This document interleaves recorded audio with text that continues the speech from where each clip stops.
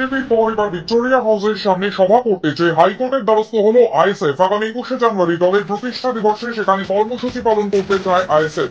সভা করার জন্য পুলিশ অনুমতি দিচ্ছে না বলে দাবি আইএসএফ এর। মামলা দায়ের অনুমতি দিলেন বিচারপতি জয় সেনগুপ্ত। ওখানে সভা করার অনুমতি দেওয়া হয় প্রশ্ন বিচারপতি।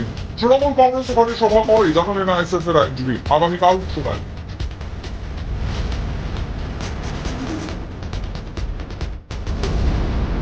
বিষয়টা যে আজকে আপনি কোর্টে গিয়েছেন এবং যেখানে পাচ্ছেন একটা উত্তর ব্যাপারটা হচ্ছে আজকে পশ্চিমবাংলার গণতন্ত্র কোন লেভেলে পৌঁছেছে সেটা আমরা বুঝতে পারবো। মিটিং মিছিল করবো, অধিকারকে প্রতিষ্ঠা করার কথা বলবো, গণতন্ত্রকে সুরক্ষিত করার জন্য মিটিং মিছিল করতে গেলেও সেটা পারমিশন নেওয়ার জন্য প্রোটেস্ট দ্বারস্থ হচ্ছে রাজ্য সরকার তার প্রশাসনকে কাজে লাগিয়ে। আপনারা দেখছেন চাকরি চুরি হয়েছে, তারা প্রতিবাদ জানাতে গেলেন। তাই প্রতিবাদ কোথায় বসে করবে? তারা গণতান্ত্রিক পদ্ধতিতে করতে চাইছে, সেক্ষেত্রেও কোর্টের দ্বারস্থ হতে হচ্ছে। সরকারি কর্মচারীরা ডিএ ঠিকঠাক পাচ্ছে না, তারা প্রতিবাদ জানাতে গেলে সেখানে রাজ্য প্রশাসন তাদেরকে অনুমোদন করছে না, ফলে তাদেরকে কোর্টে ছুটে যেতে হচ্ছে, সেখান থেকে তাদেরকে অনুমোদন নিতে হচ্ছে। এক্ষেত্রেও আমরা আগামী 21শে জানুয়ারি আমাদের পার্টির প্রতিষ্ঠা বার্ষিকী উদযাপন করার জন্য আমরা লালবাজারের জয়েন্ট সিপিকে আমরা লেটার করেছিলাম যে আমরা ভিক্টোরিয়া হাউসের সামনে প্রোগ্রাম করতে চাই। বেশ কয়েকদিন ধরে আমাদেরকে ঘুরিয়েছে, বিভিন্নভাবে ঘুরিয়েছে, আমরা রিমাইন্ডার দিয়েছি।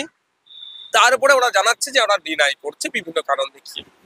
ওরা এক কথায় প্রশাসন, তৃণমূল কংগ্রেস প্রশাসনকে কাজে লাগিয়ে আমাদের প্রোগ্রামকে ভেস্তে দেওয়ার অপচেষ্টা করছে। তবে আমরা আইন বিচার ব্যবস্থার প্রতি ভরসা রাখি।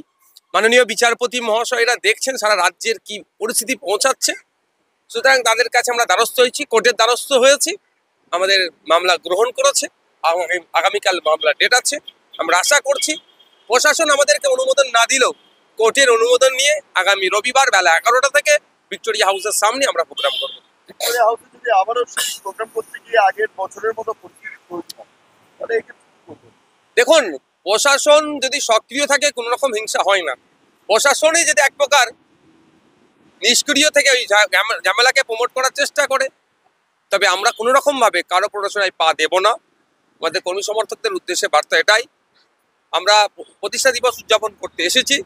কোনো অপশক্তি বা অপচেষ্টা কেউ করলে তাদেরকে আমরা প্রশ্রয় দেব না।